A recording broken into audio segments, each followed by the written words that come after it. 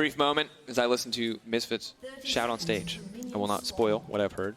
They're a very loud team. Very loud, very communicative, which is important at level 1s because you never know with either of these teams if someone is going to try to force the invade. But since it looks like it'll just be a 5-point, we will instead talk a little about these early lane matchups. Now, jungle, Lee Sin versus Olaf is something we've seen a lot. Frostgurn instead. Lanes, what are you looking at? Where are you looking for both these junglers to go? Before we kind of delve into the lane phase, I do have some questions about Attila looking back towards the Kai'Sa. We were actually having a discussion this morning about kind of what ADCs have really been meta on 9.13. It felt like Kai'Sa has really disappeared. And I think kind of one of the key issues is her range. She's a really relatively low range, kind of mid-range ADC. And yeah, she has the ability to reposition and she can output a ton of damage given time. It feels like into an Azir, she's going to have not a great time with that champion. So I feel like team fights or skirmishes, team fights are going to be hard to execute. Skirmishes are where Vitality really want to thrive. Oh, Binding does manage to connect. Bit of early damage down onto Attila, but this is all just a ruse, folks. This is all just a bait. They're trying to keep their eyes here while Maxlore has already taken the Raptor Camp. He's going to walk down and try to smite this one. Mowgli will grab it, but he's now locked up. Level 2 coming through for Maxlore. They're going to try to chase him down. Blast guns there too. We'll be able to walk out, but that's Maxlore stealing a camp, all but uncontested here. And that's going to make things a lot more difficult for the Lee Sin in the early game as both bot lanes move in. And it's the fact that with the Azir priority from Febiven here to get shoved in and forward, you can see that Maxlore is pathing immediately towards his Raptor camp. This isn't about trying to trade buffs. If he had gotten the red buff, that just would have been the cherry on top. This is about Maxlore denying Mowgli the Raptor camp. But he may not be able to deny Mowgli this kill, as Febiven's going to need to consider his options here. Dodging the Sonic Wave is everything. If this one connects, he's going to be in trouble. Flashes out to safety. Mowgli leaps right away. Does not want to pursue that one, not looking to trade 1-for-1. And that was a great pivot from Mowgli to see what was happening, to know that he couldn't just walk into the jungle and instead turn on Febiven. So Febiven tried to get Maxlore some sort of leverage here, and instead the bullseye was painting onto him as now the junglers. 1v1, Mowgli needs to walk his way out of this one. Can Sonic Wave over to the red buff, and he is going to do it to escape. Can now walk away. Maxlore looking for the refresh on the axe. The flash is forced out. Maxlore with his flash available will just turn back to the buff. Mowgli, good to try to contest that. There was no stats difference between the champions. They're both level 2. Camp difference didn't make a difference in the end, but Olaf just much stronger in melee range. Yeah, trying to find his window where Febiven wouldn't be able to rotate there. So it's clear why Mowgli went on the aggressive, but good outmaneuvering and outplaying by Maxlore here to really get control over this early game jungle pathing. Yeah, love Mowgli burning the flash in the mid lane, but perhaps staying to contest that red was a bit too much. Maxlore reads him like a book. Jactroll will be able to walk away there on the back of that trade. Both supports opting for the Aftershock means we may not see too much bloodshed here, either side wanting to overcommit. And Frostgurn, I like what you talk about the AD carries. We see so many, kind of pseudo-caster AD carries like Xayah, champions who can just build flat AD and rely a bit more on their spells.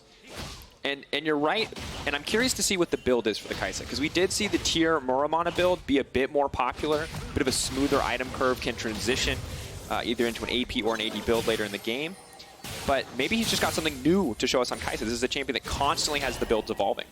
I feel like it is going to be the Muramana build, but like you said, we'll keep our eyes onto it. And it just means that around 25 minutes that Kai'Sa is basically fully unlocked and ready to go. So again, it's that power curve and itemization that make Kai'Sa ready to go in kind of the mid-game. See what Attila can do once again. Was considered one of the weaker links on this team earlier, but now I've been looking at him to step up. Was the stronger performer in the lanes against Fnatic yesterday. Cabo, as expected, will continue to pressure out this wave. sOAZ can pretty comfortably move forward to CS here. The unfortunate thing, though, is that Cabochard can probably feel pretty confident that he's not going to be disturbed up here in this top lane, and he can push forward into Aatrox because Febiven doesn't have access to Flash. This is one of the key things for Azir. Now, into the Ekko matchup, it might be a little bit better, versus something like a Corki that can try to match the wave clear, but you need to stay near this Azir to protect him, so he can actually make full use of his kit. Oh, Mowgli with the cheeky smite. Gotta like that one. I was gonna say, Maxlore doing his best Mowgli impression with some of this passing. Just going in to deny every single camp he can. But Mowgli will get the smite out there, and now the stun comes through. That's big damage on the Febiven. This is gonna be bad news, but Jiizuké just going to walk away, forcing a few more cooldowns, stopping the back. Attila just backing off on the backside as well, but a lot of aggressive trading here across every single lane. Really good heads-up play by Jiizuké. Febiven was standing on a control ward. You could see why he thought he was safe. Just Jiizuké checking the brush. And it's something that you always have to respect. The binding as well, though, will connect onto Jactroll. Maxlore is on the way in. Jactroll going to turn, though, back with the hook. The Ignite goes down. Going through, the TP is now coming to the backside. Jactroll flashes out. Mowgli's in. He can use Attila as a highway to get in the midst of this team fight. Jiizuké coming in. Flash forward, moving forward, that's first blood now going back, trying to lock him up. Two people gonna get stunned up here, just the one in the end. Gorilla now in trouble, out of mana, that means he's not gonna get the Aftershock proc. Jiizuké needs to make his way out, he's fast, but he's not fast enough. The Darkened Blade will find the kill, and now Mowgli is on the retreat. Attila tries to fire back, but I don't think there's anything he can do here. Locked up by the Infernal Change. Jactroll wants to turn it. Can they get it? Gorilla's still alive. I can't believe it. They get it, a kill back.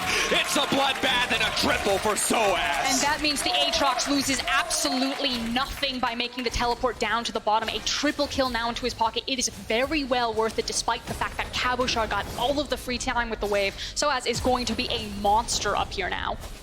Ooh, we have to look back at this one. Such an extended fight, but it starts with Jactroll getting aggressive.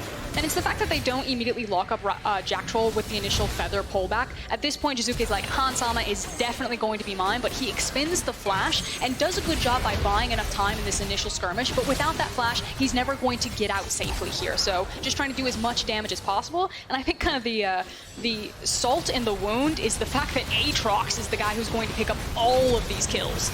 And honestly, shout out to sOAZ. Hits 3 out of, I believe, 4 of the Darkened Blade sweet spots there across that play. And this is the thing about sOAZ, is that while I feel like he doesn't have the same depth of champion pool as some of the other top laners in the LEC right now, especially when you start looking towards the likes of Wonder, on his champions like Aatrox, they just mean so much for him. He is a very good Aatrox player. Now he's a very good Aatrox player with 20% CDR 7 minutes into the game. Definitely not something that you want to see when you return to lane. The Cop Fields as well as the Kindle Gems. Things are going to get a bit harder for Cabo. He wanted to make money off this Klepto in the early game, and it's going to be a bit more difficult for him to step forward. Still, though, champion matchup alone will guarantee that Cabo can continue to push forward here. Jiizuké, though, getting frisky, looking for a play. The ultimate's going to be traded and forced out. Good heads up there by Febiven. One defensive tool gone from Jiizuké. Means that Jiizuké can no longer use that ultimate in the time being to possibly set up a dive, as Febiven is starting to struggle a little bit with these trades. It's always hard against the Ekko. You get so much damage with the Electrocute as well as the Z-Drive Resonance. Yeah, and it's just really hard until Febiven has access to a mana pool. We'll see. Ekko's ability to kind of get underneath the place Sand Soldiers with all of his mobility means that as soon as Febiven kind of sets up his Sand Soldiers, if Ekko just zips up on top of him, he can trade really easily. Yeah, it's kind of like the old school warfare thing where people just line up. That's what Azir wants. Like, please just line up and fight me toe to toe. None of this like hiding or jumping around stuff. Not a fan.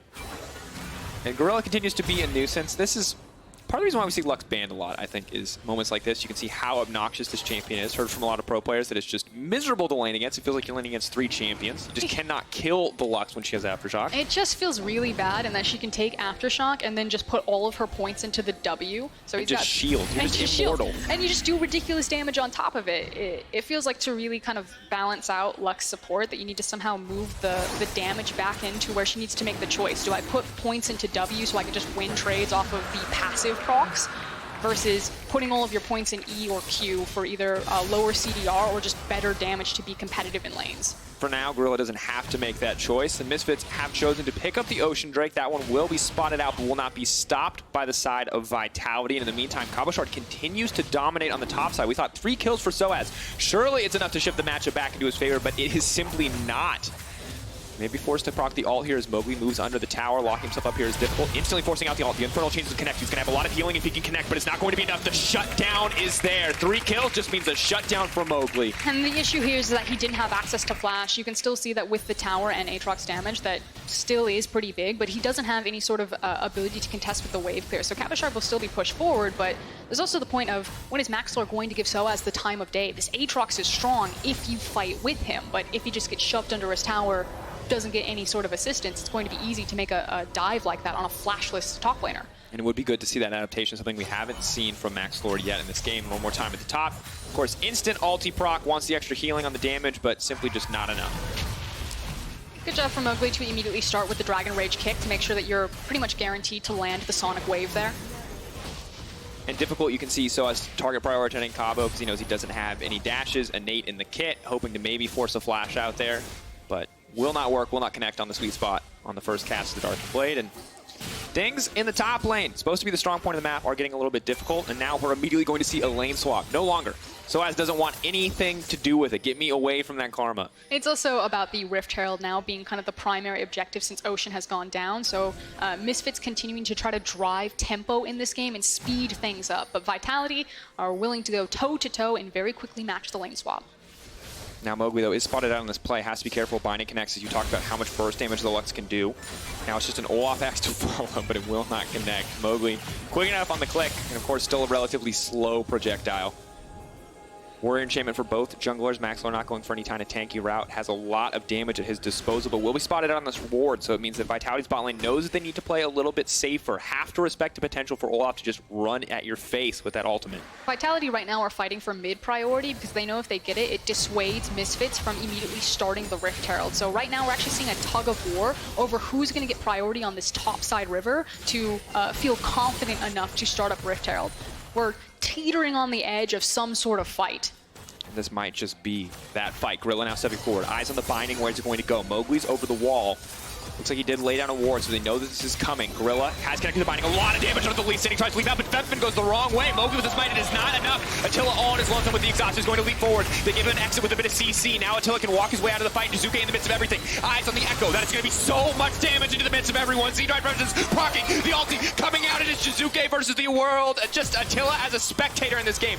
Yeah, you go golden, but there's no path left. Sama tries to make it look pretty, but it is not enough. Gorilla will walk out with his life, but that is a one fight for Vitality. And again, back to comfort for Vitality. Jiizuké says, you know, the Azir, the Luden's Ekko, I'm no longer going to play with it. I am going back to Ekko, and I am going to make them pay for it. So clean. When we talk about comfort picks, few are more iconic in EU than Jiizuké's Ekko. The TP coming in, potentially a bit suspect here. The stun will connect with the input buffer. Shifting sands will take Febiven out to safety. And Mowgli now moving into the bottom side of the map.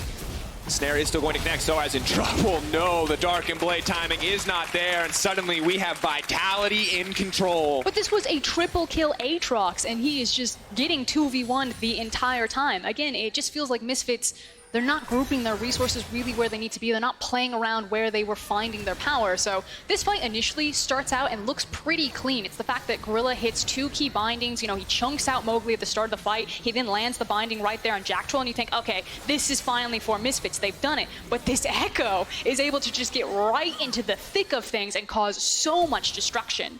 And the flash over to try to get the connection there on Time Winder. Sama tries to get out, but the red buff, sadly, you know, he was close to finding the escape there, but was not able to get out in the end. And there's a Dark Seal as well for Jiizuké. Proto Belt on the way, so it's only going to go from bad to worse playing up against this guy. The red buff or the Rift Herald that gave him the slap? Oh, I mean, he was burning from the red buff. I forgot that maybe, I mean, that's even cooler. I gave credit to red buff because that's the thing that Jiizuké had, but sometimes, you know, you got to enlist neutral monsters to back you up. Brokenshard learned that the hard way. I didn't wear my glasses today, but I thought it was funny. Wait, you just didn't wear your glasses? Are you blind this entire time? Well, at least we can see that this dive is happening. sOAZ instantly taken down. Just like that, folks. We come out of the replay and another death. Now we're playing at Vitality's pace of game. And Vitality are trading the fact that they have, or Misfits have control over top side of the map, and instead just trying to trade objectives. So forcing down sOAZ, getting all of those tower plates as well as the structure itself. Ooh. And if you take a look at the goal learned on the left side of your screen, Cabo, Jiizuké, and Attila all at the top. Now that might shift a bit back for Sama as he's going to grab some of these isolated plates. But look at the strongest member of Misfits. That's sOAZ. And he went from 3-0 to 3-3 pretty quickly in this game. Tower will break though. Mowgli will get the Cloud Drake on the bottom side. So at the end of the day, Misfits doing what they can to trade back with the gold, very much in favor of Vitality. 3.3K for this team overall. And as the map continues to open up, I actually think it favors Vitality at this point because they have managed to funnel so much gold onto Mowgli as well as Jiizuké. So their ability to play side lanes and look for assassination potential in kind of these 2v2s or 2v3s is exponentially high. And of course, Frostgurn checking in now as itemization comes out. Hold that thought. sOAZ Cam, he will make it out this time around. Only 3-3, not 3-4 today. He has been living with Mowgli. He's not actually leaning against Cabochard. It's Mowgli and Cabo. Oh, miserable experience. You're already playing against the Karma. Of course, important to note that Attila, with the items that he has, will be very close, if not already, getting the Kai'Sa Q Evolve. Depends on how much AD he's currently getting from the Mount Immune. So part of the strength of this build is you get a pretty early Q Evolve with this, not needing the BF Sword double pickaxe. Can just instead get more mana, which gives you extra mana and a bit of extra damage as well. I feel like it's that, again, 25-minute mark. I feel like when we've been timing it in solo queue, it's now the popular build on the Kai'Sa. Yeah. And it makes sense. It feels so, for those of you who have played it, you'll know this feeling, but it feels very strong. It feels very smooth, too. You feel strong at pretty much every point of the game, outside of when you go back for tier. But other than that, really solid overall. Good to see it on this stage. And, you know, Kai'Sa obviously a very exciting champion to watch, see how effective she can be as we move later in the game. But right now, Vitality in absolute control here, and things potentially just going to keep getting better as they're now moving into this 1-3-1. Yeah, and this is where we said that their composition can actually really thrive as long as it's Mowgli who's shadowing underneath Jiizuké. You can see right now the Lee Sin is actually on the bottom side of the map, whereas Ekko's on the top side. Hansama does need to be careful though. He needs a buddy if he wants to actually approach that tower. And there's a ward there too, so Jiizuké knows that this is coming. And Jiizuké, a guy that we've had our eyes on. You heard it yesterday. He wants to be the proactive player. He would rather be 0-4 as the Azir. It has not been a great split for him this far. First half of spring, good. Second half of spring, really rough. And now he's been kind of in the middle, but this is a good game that could put him back on the map. One solo kill, I imagine that might go up today, but the 7 isolated deaths, I think the bigger story for this player. They still need to manage to close out now that Jiizuké has been given a lot of that power and a lot of the agency in the game. Looking back at Misfits' composition, their ability to teamfight is still very strong. Kind of the line damage and zone control that they have in teamfights between a Xayah, Lux, and Azir. Again, if a single binding hits, that person is basically dead and deleted off the face of the earth. Can they find that opportunity? Gorilla continues to be a very vocal member in the team shot calling in the mid-game. If you're in the studio, you can probably hear him calling out, making a plan for lane assignments, trying to find an opportunity. Mowgli remains slippery with that Cloud Drake, moving between lanes. Also looking for an opportunity to die, but Vitality will just take mid lane priority here. As Misfits are a bit slow to arrive. I don't think they're going to be able to break the tower quite yet, but they get a good bit of damage down as Jiizuké remains uncontested on the top side. Hansama is just there to pick up that wave once it crashes. And it's the fact that Misfits had to expend multiple members to cover that mid lane tower. And again, Hansama cannot approach this Ekko alone. Ekko will simply dive him if he has access to the ultimate as well as the flash.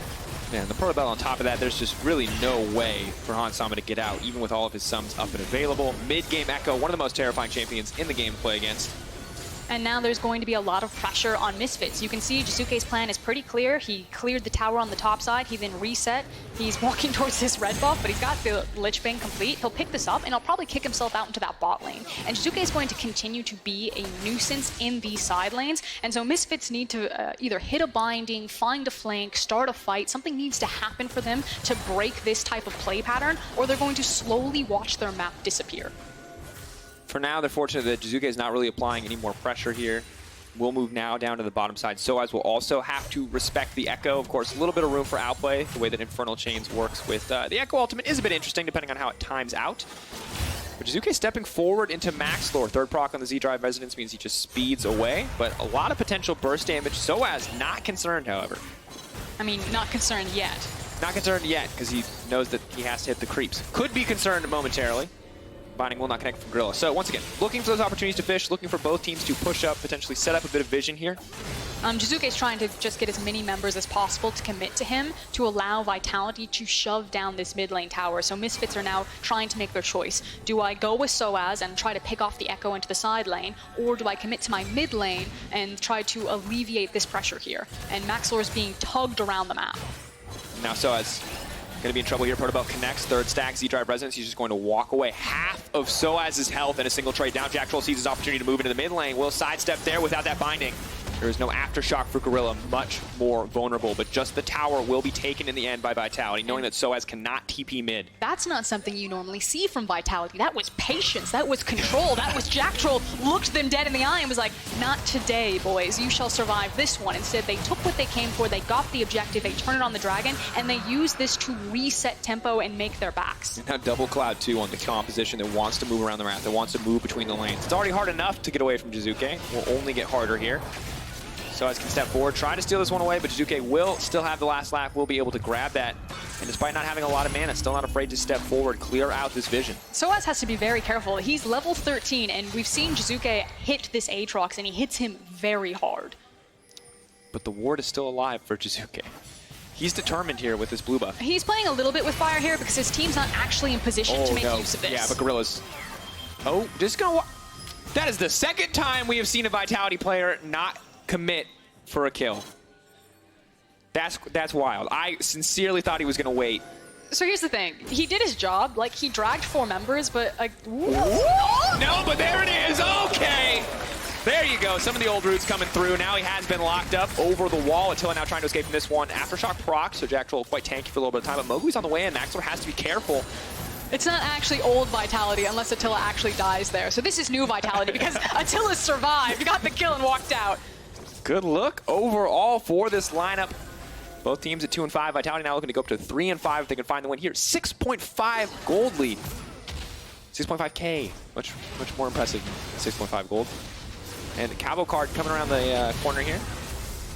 Just a bit more damage. And Vitality are slowly but surely choking Misfits out of this game, denying vision, denying these buffs, taking away jungle camps, and continuing to push out here in the 1-3-1. Hansama also now having to be careful. I'm surprised Vitality haven't immediately charged towards that Xayah. He was very far forward down that mid lane. Still has ult, still has flash. Ooh. Good bit of damage. Sadly, not enough. You may notice that Merc Treads have come through for Mowgli. Will make it a lot harder to guarantee the Lux ult. And Mowgli not afraid of Maxlore in the 1v1 either, knowing that his team is there to back him up. Vitality are just trying to simultaneously create pressure. Again, they're a little bit off. Like, I don't want to criticize them too much because they are doing a much better job in the past. They have a massive gold lead, but this is now kind of 3 instances where they're pressuring in the red jungle, but Jiizuké is not on the bottom side of the map yet. He was actually in base walking. Or Jiizuké was drawing 4 members and using his ultimate, but the rest of his team was actually in base or walking into position. And if they can just sink this, which they finally now looks like they're going to do, that's when they're going to be able to start choking away more of these objectives or looking for things like picks. So while they're still in the lead, while they're still kind of picking up some free gold, taking away jungle camps, it's not as effective as it could be. But maybe now with Attila picking up the 3rd item, we will see a bit more proactive play. Of course, has both the Q and the E evolve here. What was he holding there? Is that a fire extinguisher? That's a fire extinguisher, yes. He's like, I must put out the flame of Rogue right now. Just had to make that as BM as possible, didn't you? And that really surprised me. I don't know when we started giving players props, and it's very mixed. Kiku had a banana. Kiku had a banana. Vander has a fire extinguisher. There's a hidden message there. Redemption will come down to make sure that no one is on the Baron. They're not. They're backing off here. I feel like that's technically correct, though, because like Vander showed up on the roster. He's like, I'm here to save the day. Yeah, when we first saw Vander come in, he's like, no. Just put that one out, put this one out. Not interested. And for Jiizuké now, this is the thing about 1-3-1 for Oscar, is like when it's super clean and you're super far ahead, it's, you know. But he started Baron. It's like a surgeon. It's a practice surgeon. They're still doing Baron. You know, and then when you're behind, it's a bit like a bread knife. This feels a bit bread knifey to me, a little bit forced. I mean, if they get this Baron, does it upgrade it to like a cleaver? Yeah, they're hacking their way through. This is brute force. Look at where Maxlore is. Hansama and Gorilla are like, ah, yes, we got the ward. Good job. Guys, you didn't. Oh, no, they got the Baron. It's now a cleaver. And this is the thing, I'm liking what we're seeing from Vitality. It's bits of old Vitality and bits of new Vitality. Sneaking Barons like old Vitality, Attila's going for kills like old Vitality, but not everyone is pulling the trigger all the time, and it's paying off. Yeah, we're having a lot of patience. We are having the correct idea. I still think that there's a little bit of refinement, but if you're a Vitality fan, you're almost 10K gold up over Misfits. Feeling pretty good. Yeah, for both these teams that are competing for some of those bottom playoff spots at this stage of the regular season. Good to see. Continued development of this Vitality bot lane from liability to really showing up across a lot of these plays. And we thought that there was going to be some issues in terms of the 5v5. You know, the fact that Attila is on something like a Kai'Sa into an Azir can be a bit of a struggle. But so far, there really hasn't been any big 5v5s. There's, I think, been one team fight where it was very split up. But Vitality are staying true to their roots and playing these side lanes around Jiizuké. It's working out quite nicely. And of course, this is only Vitality's 2nd Baron of the split. See what they can do with it.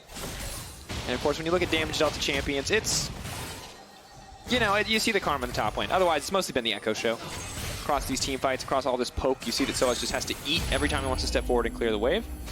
But look for any piece of CC to land, because Attila is very strong right now and could ult in at a moment's notice. And that's one of the issues with Misfits composition, is that unless Gorilla hits a binding, there's just not a way to force a fight to try to trap someone and break this this spread that Vitality have on the map. And Jiizuké just pretty much ignores sOAZ to clear out the wave there and take down the tower. So the tier 2s are already starting to break. 3 members strong in the mid lane. Binding misses. This is huge for Lux support. Without Binding, you cannot proc Aftershock. It means you are so incredibly squishy. It also means just nothing will happen for Misfits. If the binding doesn't hit, they just, okay, wait for the cooldown, try again. Maybe in time. Karma breaks the tower in the top lane. They're getting closer to breaking tower in the mid lane. This is a slow closeout. And Jiizuké now going to move forward into sOAZ when his cooldowns come back up. Good play by sOAZ to try to make it out. Redemption is coming through. He goes back, but he has to go back into the Misfits space. What can Vitality get done in the meantime? Can Jiizuké Houdini his way out of this one? Dashing away, stun is there. I'm gonna say no. Nope. Dash out is dead. Gotta give the Ekko player a chance. Does get taken down in the meantime. His team breaks the tier 2. Can they break the inhibitor tower as well? It doesn't look like it's gonna happen. So Jiizuké overstaying his welcome there on the bottom side of the map. You may not like it, Dracos, but this is what peak Vitality looks like right now. We're the 10k gold lead. We had all the Baron buffs, but we still dove a little bit too deep on the bottom inhib. And now I feel like they might dive this tower. No. Well, sOAZ is definitely looking for the flank. Good thing is the flank vision is there. That was really aggressive from Jactroll. Who is flanking who? He was fiending for that Aatrox, but Misfits are now looking for the collapse. If they fight in this funnel, it'll be very easy for Gorilla to land that binding for Misfits to find their shot, but it looks like they are just going to back off. It may take one more Baron if Vitality want to end the game. You know, maybe that's a completely different engagement if Jiizuké had access to his teleport because his death timer was about to tick up, but again, you're seeing a lot of measured play from majority of the Vitality members. And I like how Jiizuké plays this. The issue is that the long pathing into the base there does force the ultimate to take him into enemy territory. But again, this is kind of what I was talking about earlier. Look at the rest of your map. While Jiizuké is, like, way too hero in this backline, Vitality aren't in position to get anything for it. You know, that's a totally fine play if you give over that shutdown to the Aatrox, if your team is able to break an inhib or take some sort of epic monster objective. Oh, Febiven dies. Or kill Febiven. Yeah, Frostgren, what about that? Didn't see that one coming. Well, Attila does a lot of damage, fun fact. Kai'Sa is still very strong. Attila's like, it doesn't matter if Azir is in front of me. Maxlore is getting impatient, but he's just going to die. Attila does so much damage. I think he can just kill everyone in this fight. There's really nothing left for them. The exhaust is there. Gorilla is now in trouble. Ulti comes through. He takes another one. Jactroll will not connect on the binding, but Attila is just too strong. They can't actually win a fight right now. And that is what an 11k gold lead looks like at 27 minutes on this Kai'Sa build. If it was a bit more even, he probably wouldn't be able to do that, but Attila knows how strong he is. He's like, no, we are ending it right here and now. And Vitality absolutely dictating the pace of this game. That's going to be another one. Hansama goes up, comes back. It's the triple root, but it is not enough. Jiizuké will still find the kill. sOAZ next on the list. That's going to be the ace, and Vitality will move into the base, break these towers, end the game, and find themselves with a one-game advantage over Misfits. Febiven, he gets the style play. He makes it out, but it's not going to matter. Attila has his eyes on the prize, and Vitality will find the win.